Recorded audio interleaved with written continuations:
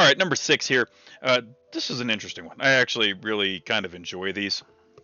Maybe I'm a sick person. But let's see if I can get you through this one. We'll do it together, okay? A long branch circuit has been installed underground in Schedule 40 PVC. The circuit extends from a 277 480 volt 3-phase 4-wire panel board to the load.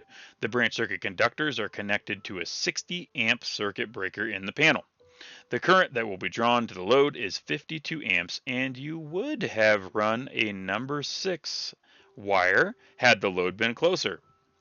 However, due to voltage drop considerations, you will pull a 1/0 wire. The smallest EGC that can be installed in the PVC is blank gauge or KC mill. Let's take a look at the code on this one. No surprises like that last section. Let's go over to 250.122. I'll go. Even then, the surprise wasn't. I guess it's just shocking. Revelations, right? 250.122, the size of equipment grounding conductors. And what we're looking at here is going to be 250.122B, increased in size. If ungrounded conductors are increased in size for any reason other than is required in 310.15B or 310.15C, those are going to be for your current carrying conductors and ambient temperature. Wire type equipment grounding conductors, if installed, and they must be right in this one because we're in PVC, shall be increased in size proportionally being the key word there, to the increase in circular mill area of the ungrounded conductors. So proportionally, I'm going to proportionally to the increase in circular mill area of the ungrounded conductors. I tried to highlight it, it didn't go so well, but that's okay. Okay, so what I'm going to do is I'm going to set up my proportion or my magic formula, however you want to think about that. I'm going to write it down here at the bottom. So originally my circuit looked something like this. I had a number 6, and that number 6 was going to have some kind of ground with it. And what I ended up running was a number 1/0, and it's going to have some kind of ground in it. What size? I don't know. Okay, we'll see if we can find that. So my EGC is going to be based on the size of the overcurrent protective device. In this case, a 60 amp circuit breaker. So let's go take a look at what the typical size would be. We have a 60 amp circuit breaker. We typically would run a number 10 EGC. Okay, so that number 6 would be with a number 10. Now what I need to do is, if you remember how proportions worked, there's some cross multiplying and dividing involved, but I need to get numbers to base those out of. And what better numbers than the circular mill area of those wires? So we're going to go over to Chapter 9, Table 8, and we are going to take a look at the circular mill size for a number 6, a number 10, and a number 1/0. So let's go over there real quick. Going to Chapter 9, Table 8. Okay, and I'm just going to find these one at a time. A number 10 is 10,380 circular mills. I'm going to take that number and I'm going to write it in.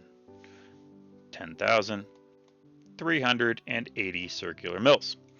Well, let's find that number 6. Okay, I'll go over, I will find my number 6, and it is 26,240 circular mills. That's right, mill amount. 26,240. 26,240. And lastly, I'm going to find that number 1/0. We already underlined it before, but it is 105,600 circular mills. 105,600 circular mills. Now, what we do is cross multiply and divide. So we will multiply this corner by this corner. Okay, so let's do that. Let's get our calculator. Let's clear this all out. I'm going to take 10,380 and I'm going to multiply it by 105,600. And it's going to give me an exceptionally large number while I mute my phone because it keeps beeping obnoxiously. There we go. It's going to give me this obnoxiously large number. But don't worry about writing that number down. It's too big to write down. We don't have the lead for it. We are just going to keep that on the screen and we are going to divide it.